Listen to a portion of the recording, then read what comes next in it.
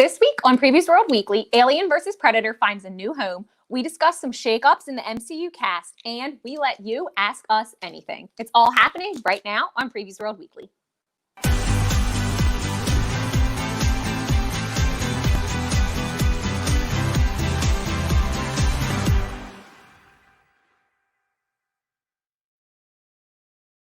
It is Wednesday. It's New Comic Book Day, which means it's time for... Uh-oh, did I start talking already?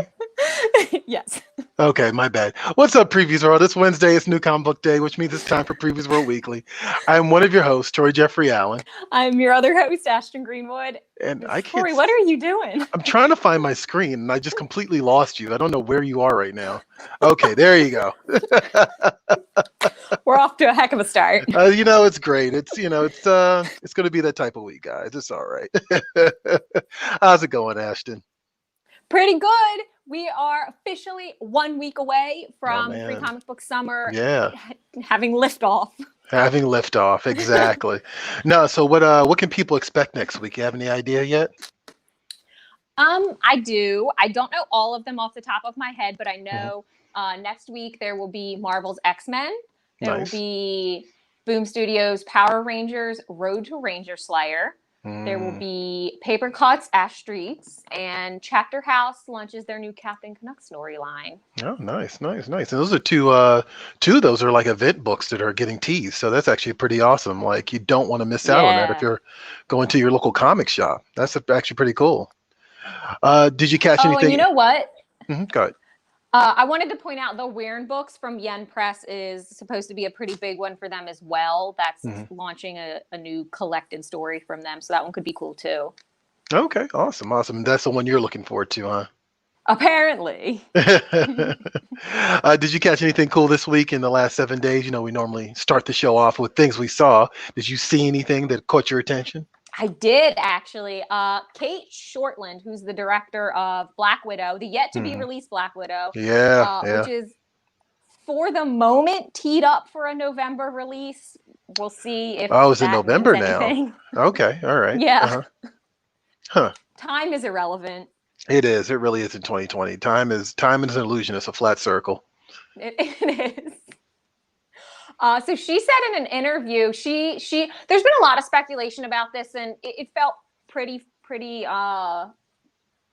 much like it was going to happen. But director Kate Shortland confirmed in an interview that this Black Widow movie will be Scarlett Johansson's last run at the character, and then they will be handing off the Black Widow mantle, title, whatever you want to call it, to Florence Pugh's character. Right. And she's going to start playing Elena. I guess she's playing Elena in this movie. Yeah, I kind of wish they hadn't leaked that. I mean, it's like, we knew that this was a prequel. We knew that this happened between Civil War and, I guess, Endgame. So we knew that Scarlett Johansson was not going to be around after the film, right? Because you saw Endgame, you know how Endgame ends.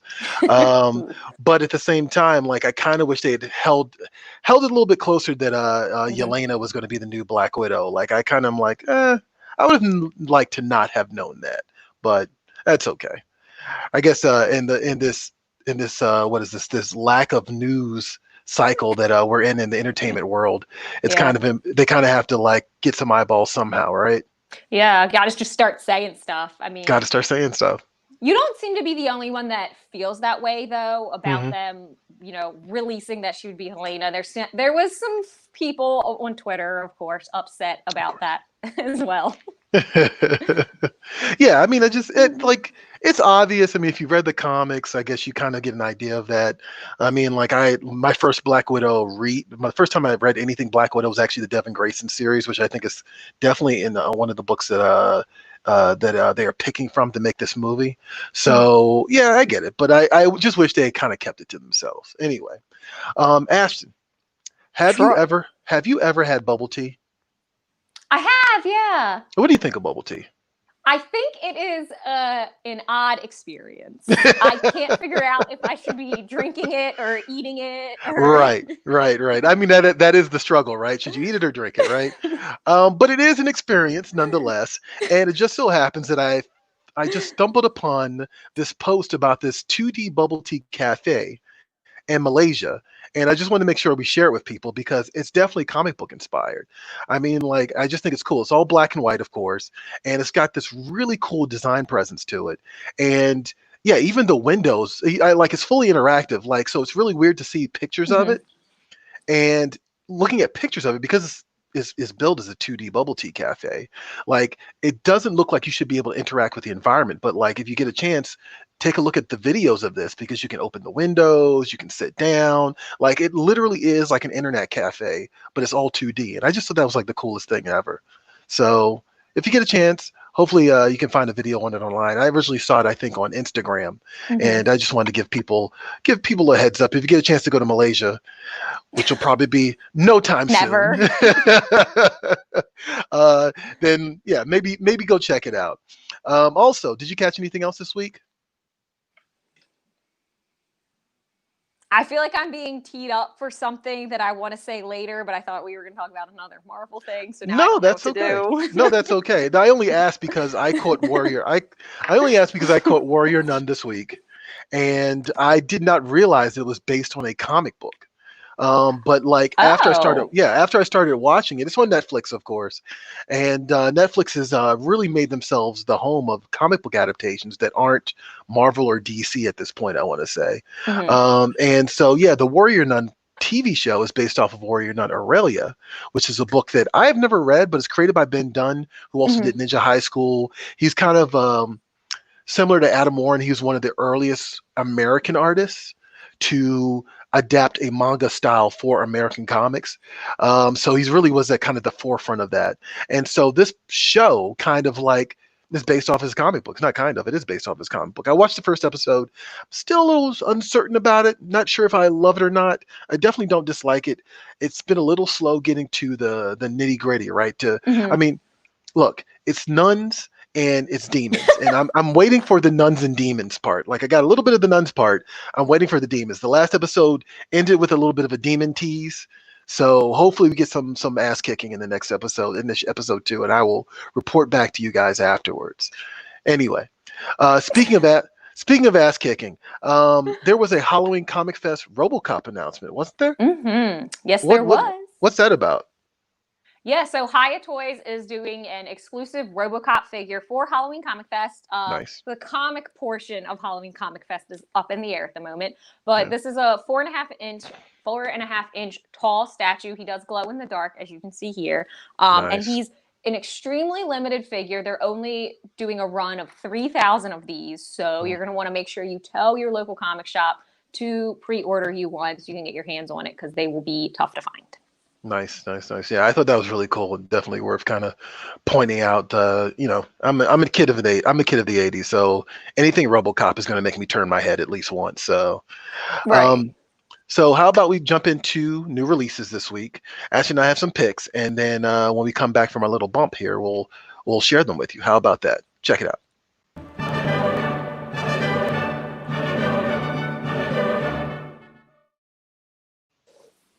So, of course, tons of cool comic books coming out this week. Ashton, do you have a pick for us this week? What is your go-to book?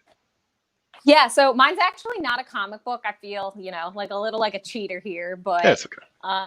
It's a prose novel. It's called Star Wars Queen's Peril. Oh, okay. It's by E.K. Johnston, who did Queen's Shadow a couple years back. That was pretty popular within the Star Wars community. And so this is then a prequel even then to Queen's Shadow. And so, of course, these all take place in an era before the prequel film. So it's a lot of prequeling. Fair enough. It's a prequel to a prequel of the prequels. Oh, boy. Right. Right. And it's interesting because this is actually the first book that E.K. Johnston pitched to Disney Lucasfilm Press back in 2014, even before Queen's Shadow. This has been kind of like floating around in limbo, waiting to happen. So it's finally seeing the light of day. It focuses on Padme at the age of 14 after she wins the election for Queen of Naboo, which seems a little weird. That's not how monarchies work, but it's neither here nor there. And so she adopts the name of Amidala. She becomes the queen. And this book really focuses on her collecting, curating, and uniting her group of handmaidens. So the people that act as her assistants, confidants, defenders, and most importantly, decoys. And so that becomes important as they're attacked by the Trade Federation, who their agenda has always been unclear to me. But so it'll be them working together to try and fight back against the Trade Federation. And this, I did a little digging on this because it seemed, I knew about Queen Shadow, so I was interested how these two things kind of went together. And it turns out that there's kind of a sub community, I'll say, of Star Wars fans that are interested in Padme's backstory and the handmaidens, and they felt apparently there's a small group of people that felt as though those characters were underserved. So there's a lot of kind of hype around this book, surprisingly. I mean, it's an interesting idea that I think probably could use some exploring. I mean, what was the actress's name who ended up being in the Pirates movies, who actually doubled as that? Keira Knightley. There you go. Yeah, like this idea that she has decoys and like she has handmaidens that like they're not. I guess technically they're like bodyguards too in a way, or they could potentially be. Yeah. So yeah, I could back that. Like that's an interesting aspect of that story that doesn't get a lot of exposure, because if I remember correctly, wasn't it Attack of the Clones that started with her attempted assassination, but it wasn't her at all? Yeah, exactly. Right. Yeah. So yeah, that's kind of an interesting idea. I'd like to see more of that. Right, and I love a good origin story. Especially because Padme, like once you meet her, she's already so fully formed and sure of herself and of her decisions that it might be interesting to figure out how she got there, especially at such a young age. There's got to be. I find it hard to believe that there isn't, that Dark Horse didn't do one, or I should say now that Marvel hasn't done one that has been reprinted from a Dark Horse book about Padme. I swear like there's been a Padme comic at some point in time. I feel like that's a sin if there isn't. Yeah, that's really strange to me if there isn't. Like I feel like I know she definitely got more than her due in the Clone Wars cartoon at several point in time. But like yeah, all right, I'm with that. I'm down for that. Hey, you know what? Comic book shops sell prose too. They sell a lot of different things, and so you know what? We'll allow it. Why not? Thank you. There you go. So confession time, Ashton. I'm ready. So you always make fun of me for picking an X-Men book every single week, right? Yeah, because it's funny. Because it's funny, and also it's true. But here's the thing. One of the most revered go-to X-Men books of all time, right? Like so revered that they tried to adapt it into one of the second movie, I believe it was, of the X-Men franchise. I've never read. I've never read it. I just don't know. Like it's just been something that I don't know. I don't know why I've never read it. It's just one of those things I never got to. But the book, of course, is called God Loves, Man Kills. And it is about this religious nut who believes that all mutants deserve basically are the scum of the earth, and he's targeting mutants. And the story involves Magneto, and it's just like this. It's kind of like almost a Chris Claremont's thesis on the X-Men. And Marvel is re-releasing a sort of director's cut of it.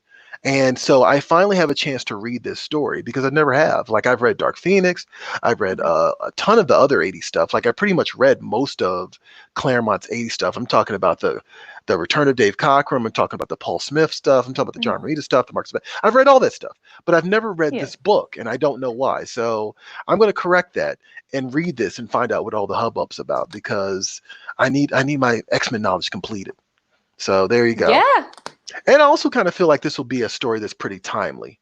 I kind of feel like, well, first of all, the X-Men never really goes out of fashion, right? Because we're always going to have discrimination and bigotry, unfortunately. And that is at the base of the X-Men storyline. But I feel like that maybe rereading it now, or reading it for the first time for me now, might be a little bit, but might be a very unique experience. So I'm very curious about what the story has in store for me. So yeah, God Loves, Man Kills, being re-released, is Brent Anderson and Chris Claremont, and this is classic X-Men. So I'm gonna check it out. Big ticket items this week. There's a cool one from Blake Northcott and Scott Lobdell called Everglade Angels. It was originally released on Kickstarter. Now it's hitting comic shops now. EMPYRE Fantastic Four #0 is another one. EMPYRE is dropping next week, I believe, the official #1, but we're getting a bunch of prelude books.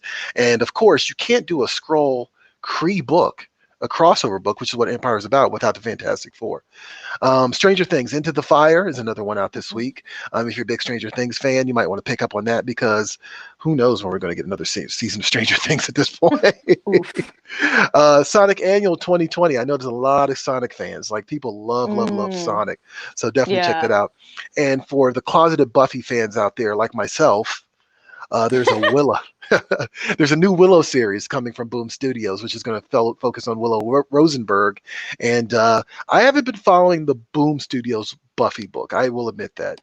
But we all know that she kind of has her own Dark Phoenix moment in the Buffyverse. And so I think this is dealing with some of the fallout of that, the Dark Willow storyline, which is what the fans tend to call it. So definitely check that out. On that note, there's also another cool thing that's coming out this week. It's a book called Philadelphia, which is a trade paperback that's collecting the first couple of issues of this Image comic series, a critically acclaimed Image comic series. So we're going to go ahead and show you guys a trailer from that. And when we come back, we're going to talk about Janelle Monáe and Storm. How about that? Check it out.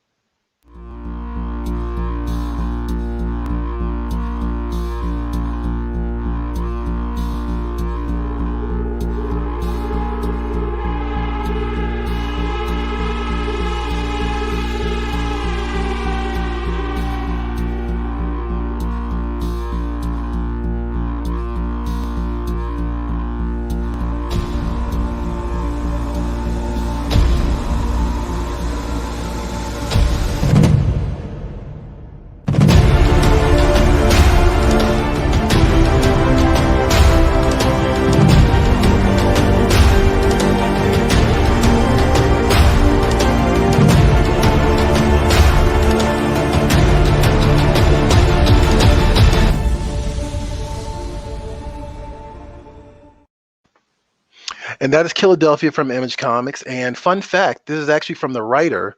Well, actually, it's from the artist behind Spawn, and it's also from the writer of Runaways and American Gods, and a couple other shows. So yeah, definitely check that out. I also think Rodney Barnes did. I think he did Falcon for Marvel, actually.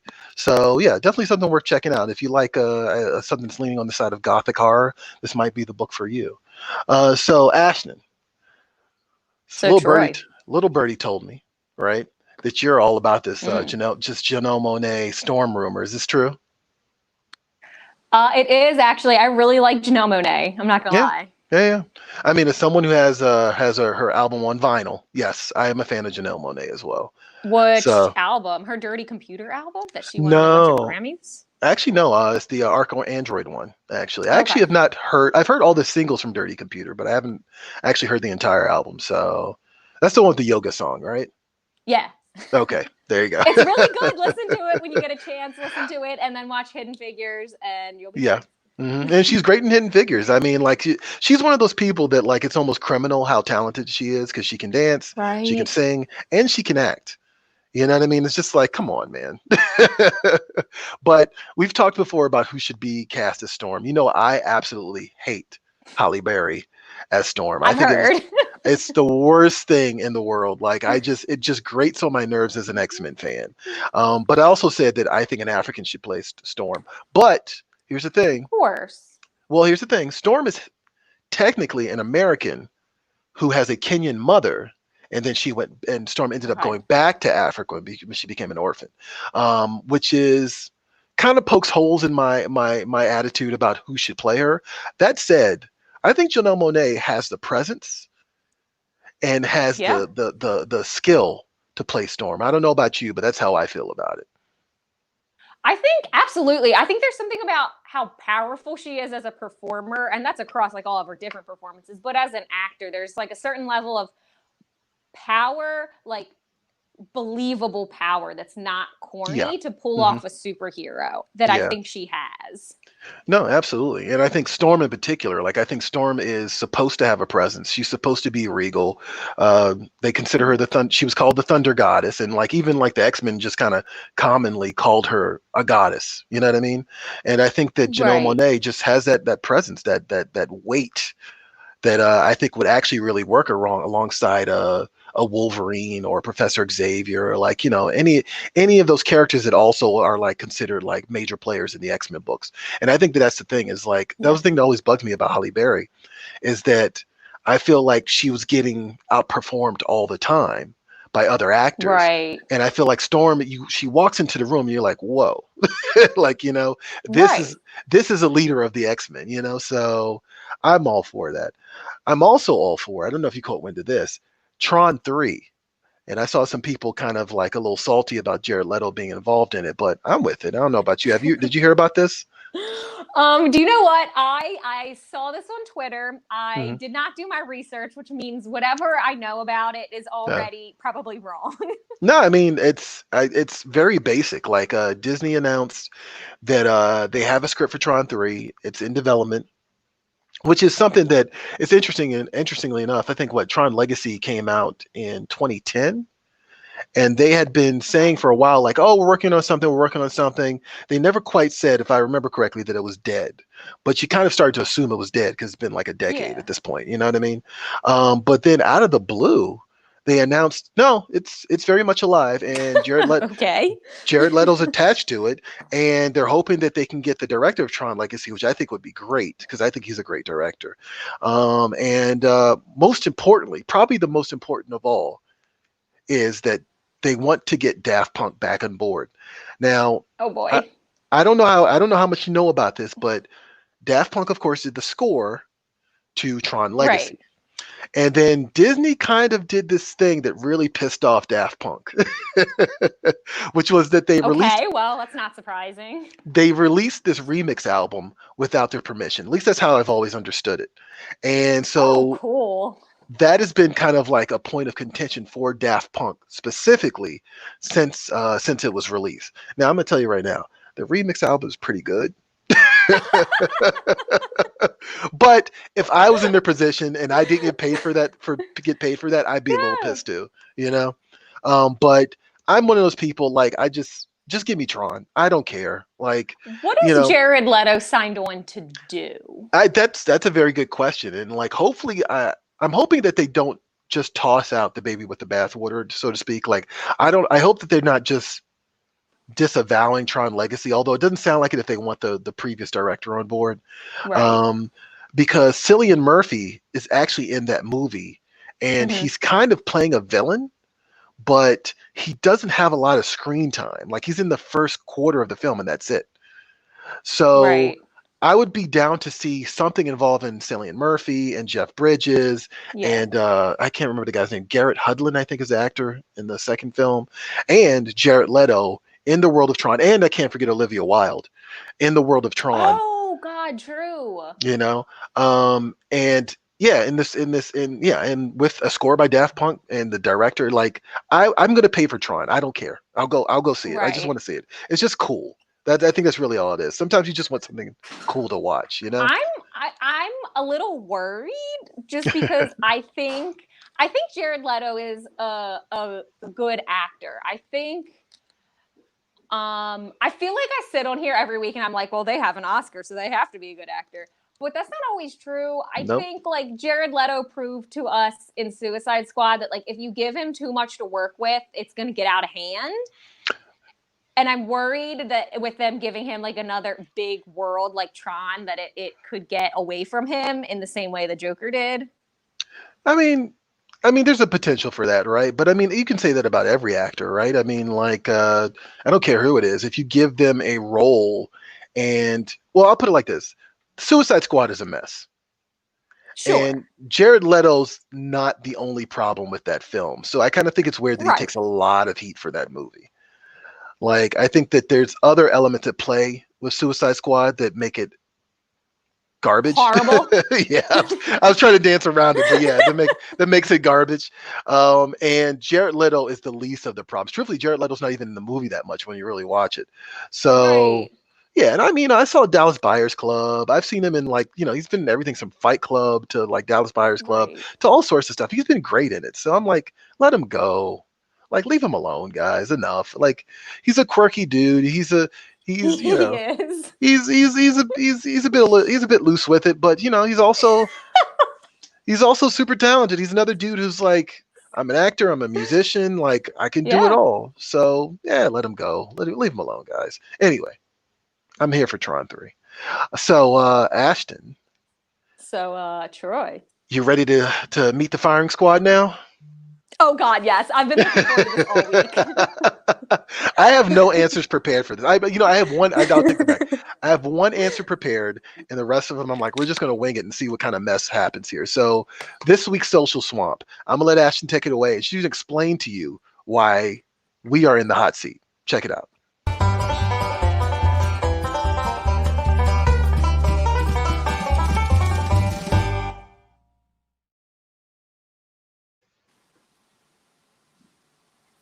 Is my video frozen?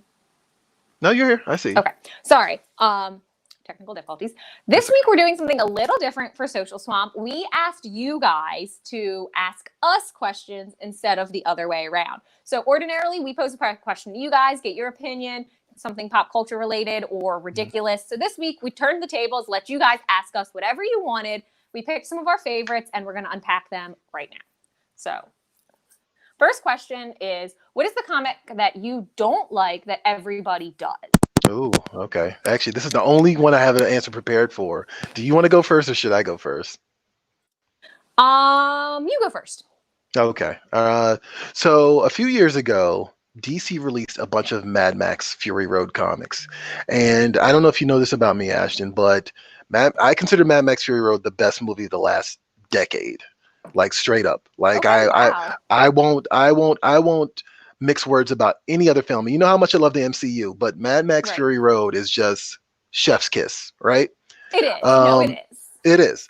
And so they released these kind of prequel books that detail, there's one about like, it doesn't matter. There's one like this, like a Beyond Thunderdome thing with Max. There's another one with, I think, Immortan Joe. But then there's a Furiosa one. And the Furiosa one caused a lot of fury. Funny enough, right? So here's the thing, right? You look at Mad Max Fury Road, right? Yeah. Here's the thing. You look at Mad Max Fury Road, right? The thing that I think that is so visceral about this movie is that there is a very real fear that several of the characters are going to get, there's no other way to say it, sexually assaulted. Like there's no other way to say it. Like it's a major point in the story. And it's a more visceral plot point than some super beam from the sky or some evil Star-Lord or any of those other things. Like it just, you get it immediately and you're with them on this. You like, get away from this guy. And DC went ahead and did this one shot. And while it doesn't show the sexual assault, right, which I think is something that people misinterpret about the story because people just like to echo things, it does kind of dance around it to kind of show all the events that led to her wanting to escape Immortan Joe's citadel. And, I think it dropped at a time, I don't think it was around the Me Too movement, but I think it dropped around a time when, just like now, the conversation around these type of things was very sensitive. And I think that unfairly, people punished the creator, the artist, right? The artist writer on the book, and punished the book itself for, again, not depicting it, but just kind of giving reasons for the character making the choices she made in the movie. And I just think it's a little unfair, to be honest. Like, I think that like we already knew this about the character when we saw the movie. So for a prequel book to delve into this, I think maybe I'm being insensitive about that, but I think the book is really good. I love Furiosa as a character. I'm looking forward to the Furiosa prequel movie that's supposed to be coming out eventually. And yeah, any Mad Max Fury Road I can get, I'm going to eat up. So maybe that's my flaw here, but there you go. What about you, Ashton? So I've lost sight of the question because I think you answered it backwards. So. Oh, did I? Thanks, Johnny. Okay, so you answered what is a comic you do like that everybody else doesn't. Okay, so that's like sort of the same thing. Okay. So if you watch Previews World weekly, if you're like a frequent viewer, you'll have heard me say this a number of times. Superhero comics, just kind of across the board. And it specifically Marvel and DC, probably just because they're the biggest ones, though I know there are like indie superhero comics. And I don't hate them. Like, I don't hate them. I don't think they're trash. It's not like that. They just don't appeal to me. Like, I don't I don't get any sort of like feeling in my gut when I read it. Like I know people are reading superhero comics and they're like, oh yeah, like that was great or that was horrible. I don't feel any type of way about it. I'm completely indifferent. I like stories that are like struggles about humanity, and I know that's what superhero comics are, but it's not on the nose enough for me. So superhero comics, sorry if you like them. I don't dislike them. They're just not my cup of tea. Captain America's cool. And you're saying that just to spite your BF, we know. Exactly. I'm required to now. You're required to now. You know, yeah, I just realized I did answer that question incorrectly. My bad, guys. But you know, I'm sticking to my point. I got on my soapbox, and I'm dying on that hill. That's my hill, and I'm dying on it. Right. But I mean, like I mean, to your point, I mean, comic books are a bunch of genres. And look, we don't do this with television. We don't do this with movies. We do this with comic books for some reason. Like it's just like, oh, comic books are superheroes. And no, they're not. They're a format, it's a medium, and it can explore any number of things. And that's the beautiful thing about them. So absolutely. What else we got? Oh, yikes. Why do people still live in Gotham? Oh, okay. From Rich Russell. Banger. Yeah, it is. Do you have a theory on this, Ashton? Crime, kink, fantasy, don't know. No good answer. Well, I mean, if you saw Batman Returns, kink fantasy might be a big factor in that. But yeah, I mean, why do people still live in Detroit? Like, why do people still live in Flint, Michigan? Baltimore. Like, why do people? I wasn't going to say Baltimore, but why do people still live in Baltimore? Right? I mean, it's you know, it's an economic disparity. That's what I'm going with. Like, I wonder if there's not some sort of like yeah, I don't know. I feel like there's an interesting dichotomy with Gotham that you could probably also apply to Metropolis as well. But I think there's this weird, interesting thing that goes on in Gotham where it's like, on the one hand, like it's wildly unsafe, it's crime infested, like there's always something going wrong. But on the other hand, it's hopeful too, because you know that you have Batman. So in some twisted way, like you know that you're ultimately safe regardless of like how much crime there is.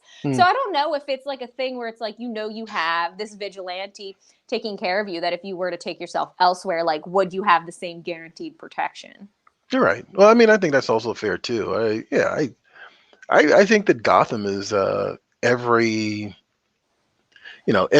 form of urban squalor that you can think of. Like, right. I think that that's just in the real world. Like, I think that's just a reflection of reality. I don't think that's actually I think that's the least fantastical thing about Batman.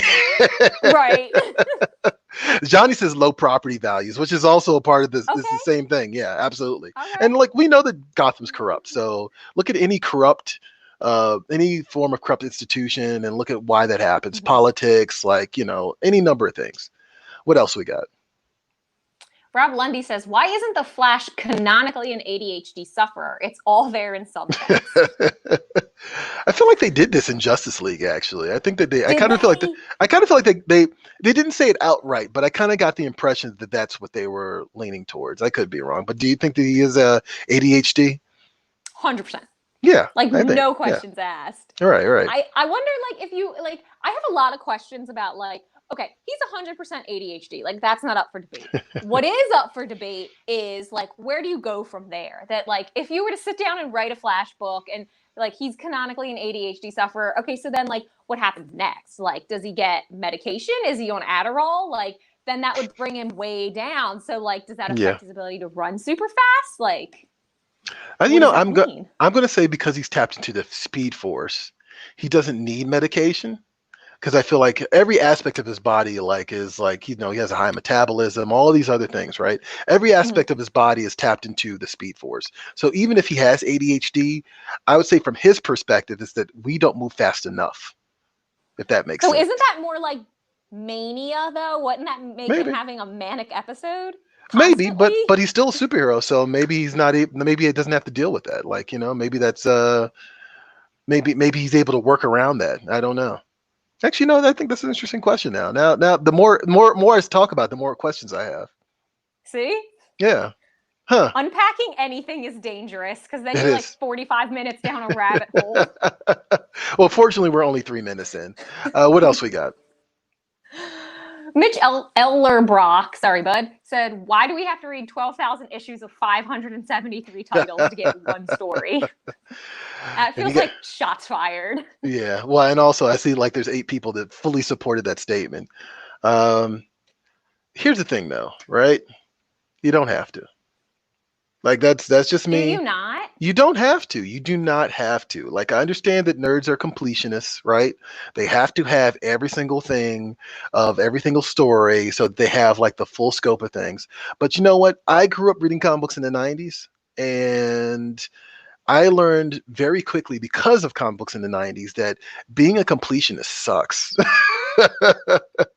Like I can imagine. it is a miserable reality. And so therefore, even with the Hickman X-Men book, I only read the ones Hickman writes. Like that's it. Mm-hmm. Like I figure if especially in this day and age where I'm like, if I need to fill in the holes, you know, I'll just go on Wikipedia or something. You know what I mean? Like I want to experience the story for sure. Like I want to experience the story in the format, the way that the writer intended. Yes. But if there's like a plot point that I've missed and it wasn't in the main book that I'm reading, I'm okay with that. I'll just find it. I'll just fill that hole somewhere else. What about you, Ashley? Right. You don't read superhero books, so this might not be as much of a thing for you.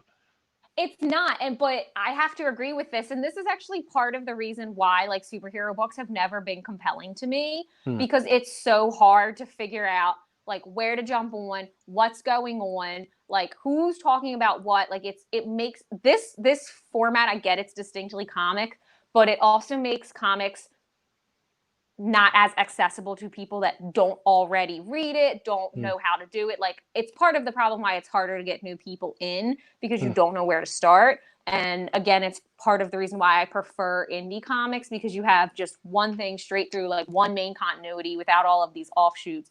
I think it's a valid question. I get it. I understand. Yeah. I'll say this. I don't think that that's not necessarily true for all people. And the only reason I say that is I always ask people, how did you get into comics in the first place? You know what I mean? Like if you're above a certain age, right, then you more than likely were not around for Amazing Spider-Man #1 or Amazing Fantasy #15. Like you weren't around for the first appearance of Batman. You came into the middle of something, and based on the strength of that one story, you began to build out and discover the mythology around those particular characters or teams or whatever. So yeah, I mean, like I understand that for. I mean, I think there's a generational thing there, right? Because I was just reading this thing about how the more recent generation is so used to binging things and getting things like that. You know what I mean? Yeah. That comic books seem kind of passé. Right. But at the same time, I'm like, again, it's the same thing. It's like, well, what compelled you to get into something in the first place? I'd say 90% of the times, if it's a TV show or a movie or even a comic book, like you came into something in the middle and it forced you to start over at the beginning. You know what I mean? So that's just my opinion. I know that that's not appealing to a lot of people. Some people, and I get it because I'm not a completionist. Some people are. Some people like, I need every version of this particular story. I can't do that. That would drive me nuts. I actually hate that. What else we got? Jeremy Munkin says, God, why can I never read? What would happen? Like, I swear to God, I'm literate until it's time to read these social swamp answers. I can vouch for Ashton. She knows how to read words, I swear. Thank you. What would have to happen before you feel comfortable enough to attend a comic convention again? Oh, man. Oof. I think there's one answer here, at least as far as I'm concerned. Well, go for it. What is it? Vaccine. Huh? I mean, there's no real plausible way to sanitize an entire 50,000 person plus convention, or like limit the capacity, but then it's still like conventions are, everything's tight. Like you're in rooms, the exhibit hall, like booths are on top of each other. Like it's just not plausible. Right. There's too many people. And I personally know, like, short of being told by Diamond that I'm like have to go to a con for work, like I would not willingly walk myself into a Comic-Con without being vaccinated against COVID-19. Yeah, no, I think that's the mic drop right there. Like that's the entire answer, isn't it? Like, I mean, conventions were already kind of like germ farms, right? Yeah, like nerd flu is a thing. It's a very real thing. Like, having been hemmed up by nerd flu, I can tell you it's very much a real thing. So yeah, yeah, like Johnny says, this takes con crud to another level. It does. Like, I mean, it makes it unlikely. Like, I just could not imagine walking into the Javits Center, in like at this point in time. Like, I think it's probably for the best that we kind of find alternative means until there's a vaccine, because yeah, I like no amount of prison made hand sanitizer is going to make me want to go to a convention anytime soon. And I love conventions, but I mean, that's just the reality of it. So I think that's actually all of them, I believe. Is that all the questions, Johnny? Oh, what do we have here? Anton, our favorite. Anton, always jumping in. I love it. What do you guys think of the new Disney series Activia? It's awesome. You serious? If you guys love Avatar and Gravity Falls, Activia is really, really awesome. I thought Activia was like a sugar Isn't substitute. that a yogurt? Yeah. Right. I thought Activia was a sugar substitute. Okay. I have never heard of this before. I guess this is on Disney Plus, maybe? I have no clue what this is, but I saw the word Avatar and got really excited. I mean, there's also that. Yeah, I don't know. I've never heard of that. Sorry, Anton. I'm not familiar. We got any more stuff from people watching the live chat? Live stream, Johnny? Nope. Okay. Thanks for that, Johnny. Troy, I have a question for you. Yeah, I sought my mom out just to ask this question, and it was completely bait. Like, it had no context. So I'm going to ask it to you without any context. Okay. How much vision do you think Prince Zuko has out of his scarred eye? Well, he definitely doesn't have 20/20, right? So what is it like? But I've never gotten the impression that he's blind in that eye. Yeah, that's true. Yeah, that's actually really interesting. Huh. Yeah, that's something they never really played up, is it? No, I guess it doesn't matter at all, other than I've just been like, wonder if he can see. Yeah, can Prince Zuko see? I don't know. Yeah, like, well, hey, shout out. Oh, what is this? Something popping up? You're thinking of stevia, sugar substitute. Okay, there you go. Thank you, Marique. Thank you very much. Yeah. Well, no, Activia is like a yogurt or something, right? Yeah, isn't it? Come on, Johnny, help me out here. Yeah. Activia. Yeah. Your gut is where it all. Yeah, because this is the stuff that Jamie Lee Curtis was pimping. Yeah. That's right. That's the only relationship I have to that in my mind. It's like, oh, Jamie Lee Curtis did this thing.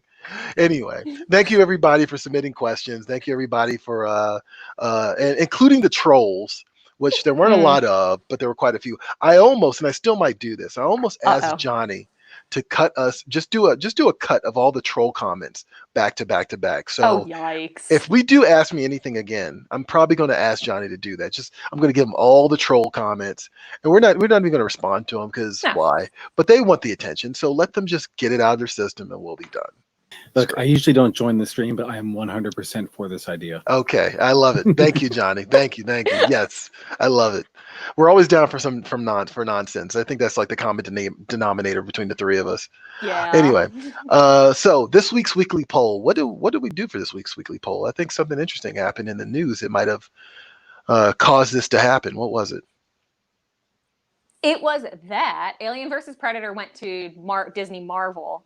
And everyone gave completely the wrong answer to I agree. question. I totally agree with you. So just real quick, Dark Horse had the Alien Predator license, and now Marvel's picking it up. I saw a lot of people saying like, "Oh no, what is Dark Horse going to do?" Because I mean, look, they lost Star Wars, they lost Alien versus Predator. There's something else that they recently lost that I cannot remember right now, and I'm totally blanking on. But regardless, I had to remind people, like, look, guys, they still have The Witcher. They just got Cyberpunk 2077. Oh, they did. They still have Halo. I think they have Persona 5. So, look, they have the new franchises now, and like everyone else is getting the old franchises at this point. Oh, they have Buffy, which went to Boom too.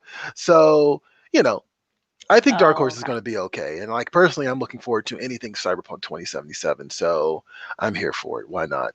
But yeah, what was the horrible wrong answer that everybody gave, Johnny? Can you throw it up on screen for us? So What did you ask? Who would win in a fight, or like yeah, set this up first, Troy? so I asked, could Wolverine beat a Pred Alien? Now look, Pred Alien, right, is a predator and an alien fused together, right? It's like this genetic monstrosity that I think they introduced in Alien versus Predator 2, if I remember correctly. Mm-hmm. And I cannot believe that 88% of the people voted for Wolverine over. I thought it would be closer than that. Like, I just don't get that.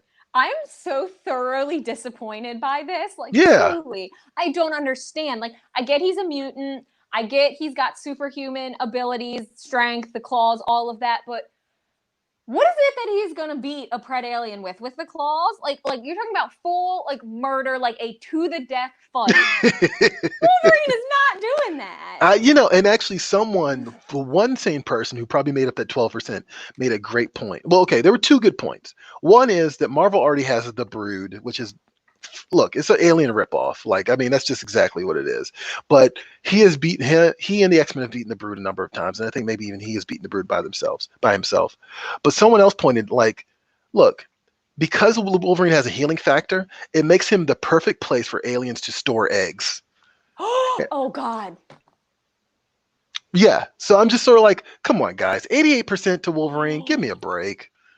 No, I'm not buying it. Wow, that's a game changer. I'm not saying that Wolverine doesn't have a fighting chance, but also people are saying like, oh, that the alien blood can't, the alien acid blood can't go through adamantium. How do we know that? Do we know that? Right? Why is that thing? Like why do we know that? Like, how do we know that? Like, adamantium is created by man, and the alien is created. Well, I guess technically, is the alien created by man? No, it's not. No, and now I can't remember what happened to Prometheus right now. But anyway, like, I'm just like, alien blood. I don't think it's a certainty that like it wouldn't go through adamantium, or that it wouldn't jack up his healing factor, to be perfectly real. So right, that's the thing. Like, I mean, look, Thanos is able to break Cap's shield, and that's made out of vibranium. So there's always an exception to everything. Okay, here comes Johnny with the hot take. Actually, Wolverine alone could be a breeding ground for aliens. An alien bursts, but he heals. Wash, rinse, repeat. That's how I see it. That's me personally. That's what I think would happen. I think that the alien, first of all, the predator alone, I could see Wolverine going toe to toe with. Absolutely. But a predator alien combo, no, because you got it's going to be a blowout, like you said. It wouldn't be a blowout, but Wolverine's not winning that fight.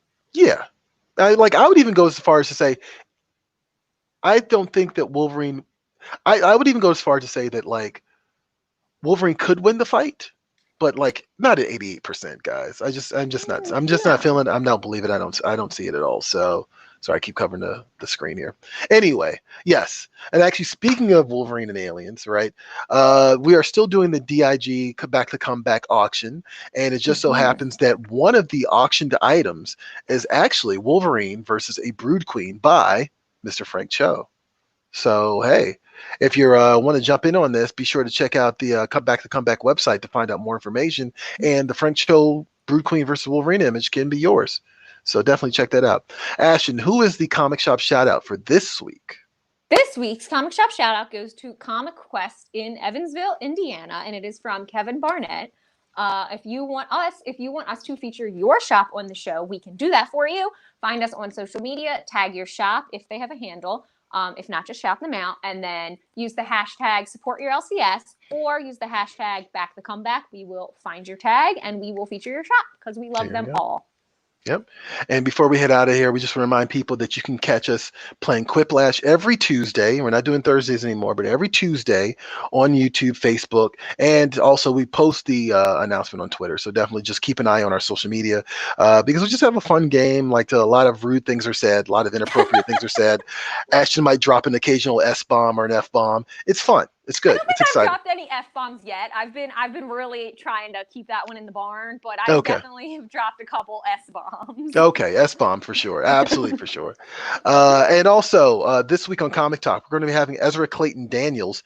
He's going to sit down with Anna Mia and Ashton to talk about his career, hopefully his Eisner nomination, and just making indie comics at the top tier level. So definitely check that out. And again, be sure to back the comeback and be sure to check out the auction that's going down right now. So I think that's it for Previous World Weekly this week. How are you feeling about that, Ashton? Feeling pretty good. Forgot to mention earlier, Undiscovered Country, trade paperback #1, out today. It's out today. That's right. That's right. That's right. That's right. Make it happen. There you go. I'm glad you caught that because I actually was going to mention it and I was like, Ashton will probably pick it this week, and you didn't, which blew me away. But yeah, definitely worth checking out because right now Johnny and Ashton are a fan. The only person who hasn't read it yet is this guy. So now I need to get on the ball.